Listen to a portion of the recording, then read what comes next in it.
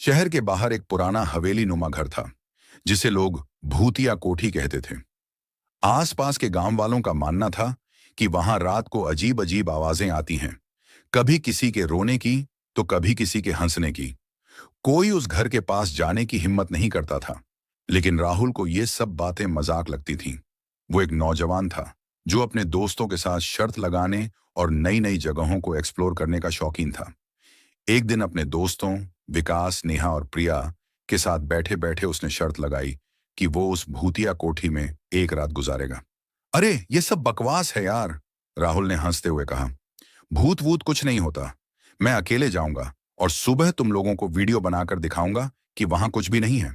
विकास ने उसकी बात काटते हुए कहा, ठीक है, पर अगर कुछ हुआ तो हम जिम्मेदार नहीं होंगे।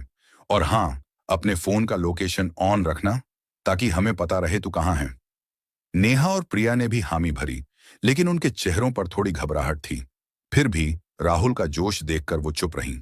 अगले दिन शाम को राहुल अपने बैग में टॉर्च, पानी की बोतल, कुछ खाने का सामान और कैमरा लेकर उस कोठी की ओर निकल पड़ा। शाम के करीब 6 बजे राहुल उस कोठी के सामने पहुंचा। सूरज ढल रहा था और आसमान पर लाल नारंगी रंग बिखर रहा था। कोठी बाहर से जर्जर हालत में थी।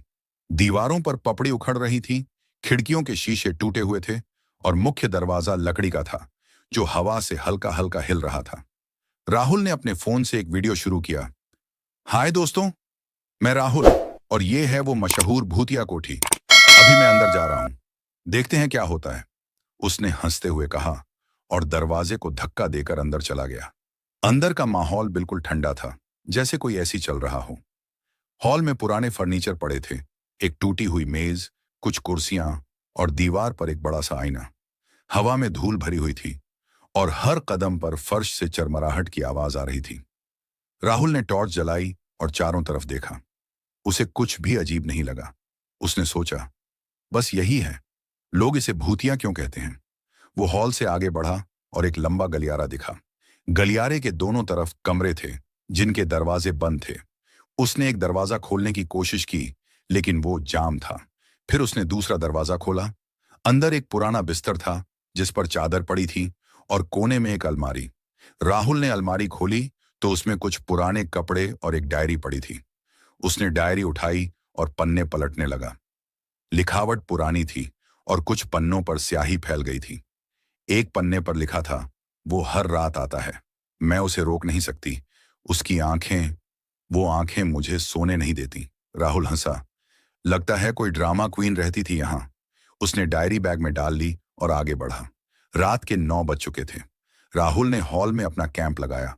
उसने एक मैट बिछाई, खाने का सामान निकाला और अपने दोस्तों को मैसेज किया, सब ठीक है, अभी तक कोई भूत नहीं मिला।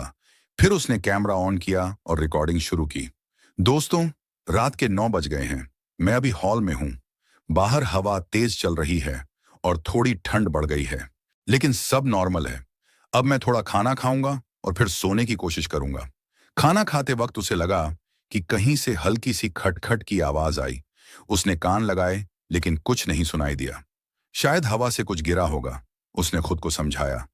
खाना खत्म करके वो मैट पर लेट गया। टॉर्च बंद कर दी, लेकिन फोन की लाइट ऑन रखी। करीब 10 मिनट बाद उसे फिर से वही खटखट की आवाज सुनाई दी। इस बार वो साफ थी, जैसे कोई लकड़ी पर हथौड़ा मार रहा हो। राहुल उठकर बैठ गया। उसने टॉर्च जलाई और चारों तरफ देखा। कुछ नहीं दिखा।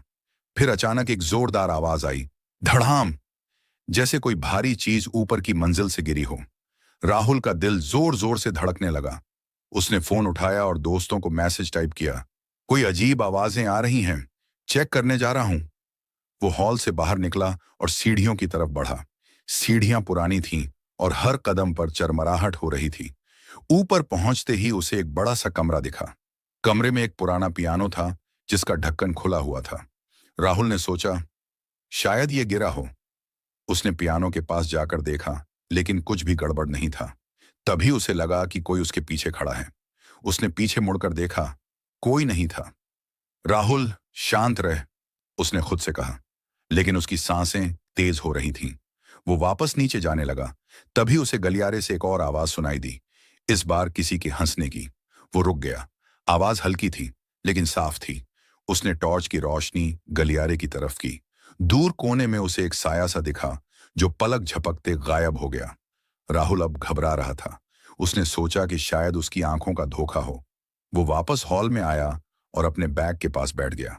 उसने फोन चेक किया, कोई नेटवर्क नहीं था। ये क्या बला है, अभी तो मैसेज गया था, उसने परेशान होकर कहा। तभी उसे याद आया कि उसने डायरी बैग में रखी थी। उसने डायरी निकाली और फिर से पढ़ने लगा। एक पन्ने पर लिखा था, वो मुझे देखता है हर रात। वो चाहता है कि मैं उसके साथ रहूं, लेकिन मैं नहीं मानूंगी। आज मैंने उसका चेहरा देख लिया। वो इंसान नहीं है। राहुल की रीढ़ में सिहरन दौड़ गई। उसने डायरी बंद की और बैग में डाल दी। तभी उसे फिर से वहीं हंसने की आवाज सुनाई दी, इस बार पास से। उसने टॉर्च उठाई और हॉल के कोने की तरफ रोशनी मारी। वहां एक पुराना आईना था जिसमें उसका चेहरा दिख रहा था। लेकिन एक पल के लिए उसे लगा कि आईने में उसकी परछाई के पीछे कोई और खड़ा है, एक लंबा काला साया। उसने पलक झपकाई और साया गायब हो गया। रात के 1 बज चुके थे। राहुल अब सोने की हालत में नहीं था। उसने सोचा, सुबह तक बस किसी तरह रुकना है। लेकिन तभी ऊपर से फिर से धड़ाम की आवाज आई। इस बार वो चुप नहीं रहा। उसने कैमरा ऑन किया और बोला, दोस्तों, कुछ तो गड़बड़ है। मैं ऊपर जा रहा हूं। अगर ये वीडियो आपको मिले तो समझना कि मैं मुसीबत में हूं। वो सीढ़ियां चढ़ने लगा। हर कदम के साथ उसका दिल जोर जोर से धड़क रहा था। ऊपर पहुंचते ही उसे पियानो के पास कुछ दिखा, एक काला साया जो धीरे धीरे उसकी तरफ बढ़ रहा था। राहुल चिल्लाया, कौन है वहां? लेकिन जवाब में सिर्फ हंसी की आवाज आई। साया करीब आया और राहुल को उसकी आंखें दिखीं, लाल चमकती हुई आंखें। राहुल की चीख उस खाली कोठी में गूंज उठी। लाल चमकती आंखों वाला साया उसके सामने था। उसका दिल इतनी जोर से धड़क रहा था कि उसे अपनी सांसों की आवाज भी सुनाई दे रही थी। कैमरा अभी भी उसके हाथ में था और वो रिकॉर्डिंग कर रहा था। उसने हिम्मत जुटाई और चिल्लाया, कौन हो तुम? क्या चाहते हो? लेकिन जवाब में सिर्फ वही भयानक हंसी आई जो अब और तेज हो गई थी। साया धीरे धीरे उसकी तरफ बढ़ रहा था। राहुल ने पीछे हटने की कोशिश की, लेकिन उसका पैर सीढ़ियों के किनारे से टकराया और वो नीचे की ओर लुढ़क गया। धड़ाम! वो हॉल के फर्श पर जा गिरा। टॉर्च उसके हाथ से छूटकर दूर जा गिरी और कैमरा भी पास में पड़ा था, अभी भी ऑन। राहुल ने कराहते हुए खुद को संभाला। उसकी टांग में चोट लगी थी और सिर से खून बह रहा था। उसने ऊपर की तरफ देखा। साया अब सीढ़ियों के ऊपर खड़ा था, उसे घूर रहा था। उसकी लाल आंखें अंधेरे में चमक रही थीं। राहुल ने जल्दी से कैमरा उठाया और बोला, दोस्तों, ये मजाक नहीं है, कुछ है यहां, मुझे मदद चाहिए। राहुल ने अपने फोन की जेब में हाथ डाला, लेकिन वो गायब था। उसने चारों तरफ देखा। फोन सीढ़ियों के पास पड़ा था। वो लंगड़ाते हुए वहां पहुंचा और फोन उठाया। स्क्रीन पर अब भी नो नेटवर्क लिखा था। उसने दोस्तों को मैसेज भेजने की कोशिश की, लेकिन कुछ नहीं हुआ। तभी फोन की स्क्रीन पर अचानक एक नोटिफिकेशन आया। उसने देखा, कोई अनजान नंबर से मैसेज था। मैसेज में लिखा था, यहां से निकल जाओ वरना वो तुम्हें ले जाएगा। राहुल की सांस अटक गई। उसने सोचा, अगर नेटवर्क नहीं है तो ये मैसेज कैसे आया? उसने जवाब टाइप किया, कौन हो तुम? क्या हो रहा है? लेकिन मैसेज सेंड नहीं हुआ। तभी फोन फिर से वाइब्रेट हुआ। नया मैसेज था, वो तुम्हें देख रहा है, पीछे मुड़ो। राहुल का हाथ कांपने लगा। उसने धीरे धीरे पीछे मुड़कर देखा। हॉल के उस पुराने आईने में उसकी परछाई दिख रही थी, लेकिन उसके पीछे वही साया खड़ा था, लंबा, काला और लाल आंखों वाला। राहुल चिल्लाया और फोन फेंक दिया। वो लंगड़ाते हुए दरवाजे की तरफ भागा, लेकिन दरवाजा बंद था। उसने पूरी ताकत लगाई, लेकिन वो हिला तक नहीं। राहुल अब पूरी तरह घबरा चुका था। उसने सोचा, यहां से निकलना होगा वरना मैं मर जाऊंगा। उसने बैग की तरफ देखा जो हॉल के बीच में पड़ा था। वो लंगड़ाते हुए वहां पहुंचा और डायरी निकाली। उसे लगा कि शायद उसमें कोई सुराग मिले। उसने कांपते हाथों से पन्ने पलटे। एक पन्ने पर लिखा था, उसका नाम मालिक है। वो इस कोठी का मालिक था। 50 साल पहले उसने अपनी पत्नी को मार डाला क्योंकि वो उसे छोड़कर जा रही थी। उस रात उसने खुद को भी खत्म कर लिया, लेकिन उसकी आत्मा यहीं रह गई। वो हर उस इंसान को अपने साथ ले जाना चाहता है जो इस कोठी में आता है। राहुल की आंखें फटी की फटी रह गईं। उसने अगला पन्ना पलटा। वहां लिखा था, उससे बचने का सिर्फ एक तरीका है, उसका सच सबको बताओ, उसकी कहानी कोठी से बाहर ले जाओ, वरना वो कभी नहीं रुकेगा। राहुल ने सोचा, अगर ये सच है तो मुझे ये डायरी बाहर ले जानी होगी। लेकिन तभी उसे फिर से वही हंसी सुनाई दी। वो पास से आ रही थी। उसने टॉर्च उठाई और रोशनी मारी। साया अब हॉल में था, उसके ठीक सामने। राहुल ने चिल्लाते हुए कहा, मुझे छोड़ दो, मैं चला जाऊंगा। लेकिन साया और करीब आया। उसकी लाल आंखें अब इतनी पास थीं कि राहुल को उसका चेहरा दिखने लगा। एक सड़ा हुआ, डरावना चेहरा, जिसमें सिर्फ आंखें जिंदा लग रही थीं। इधर राहुल के दोस्त विकास, नेहा और प्रिया बेचैन हो रहे थे। राहुल का आखिरी मैसेज उन्हें रात 10 बजे मिला था। उसके बाद कोई जवाब नहीं आया। विकास ने कहा, कुछ गड़बड़ है, उसका लोकेशन भी अब ऑफलाइन दिख रहा है। नेहा ने घबराते हुए कहा, हमें वहां जाना चाहिए, अगर वो मुसीबत में है तो।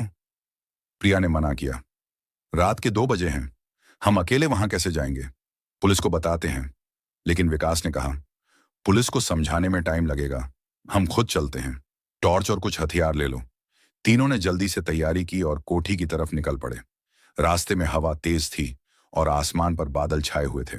कोठी के पास पहुंचते ही उन्हें राहुल की चीख सुनाई दी। वो अंदर है, विकास चिल्लाया। तीनों दरवाजे की तरफ भागे, लेकिन दरवाजा बंद था। उन्होंने धक्का मारा, चिल्लाया, लेकिन कुछ नहीं हुआ। तभी नेहा की नजर खिड़की पर पड़ी। उसने कहा, वहां से अंदर जा सकते हैं। विकास ने एक पत्थर उठाया और खिड़की का शीशा तोड़ दिया। तीनों अंदर घुसे। अंदर का माहौल ठंडा और भयानक था। विकास ने टॉर्च जलाई और चिल्लाया, राहुल कहां हो? तभी उन्हें हॉल से रोने की आवाज सुनाई दी। वो भागते हुए वहां पहुंचे।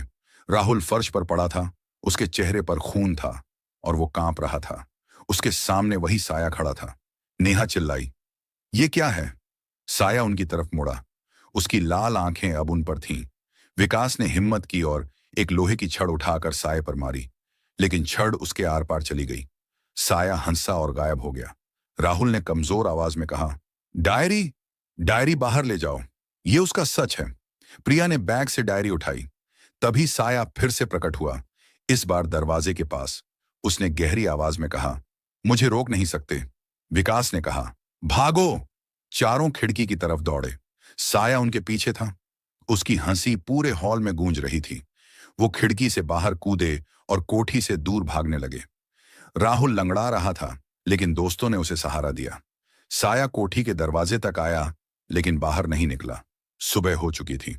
चारों दोस्त गांव के बाहर एक पेड़ के नीचे बैठे थे। राहुल की हालत ठीक नहीं थी, लेकिन वो जिंदा था। डायरी उनके पास थी। विकास ने कहा, हमें ये सबको बताना होगा। प्रिया ने डायरी खोली और आखिरी पन्ना पढ़ा। वहां लिखा था, अगर तुम ये पढ़ रहे हो तो तुमने उसे हरा दिया, लेकिन वो हमेशा कोठी में रहेगा, नए शिकार का इंतजार करते हुए। चारों चुप थे। राहुल ने कहा, मैं कभी शर्त नहीं लगाऊंगा। तभी हवा में हल्की सी हंसी की आवाज आई। उन्होंने पीछे मुड़कर देखा। कोठी दूर से शांत दिख रही थी, लेकिन उसकी खिड़कियों में एक लाल चमक थी।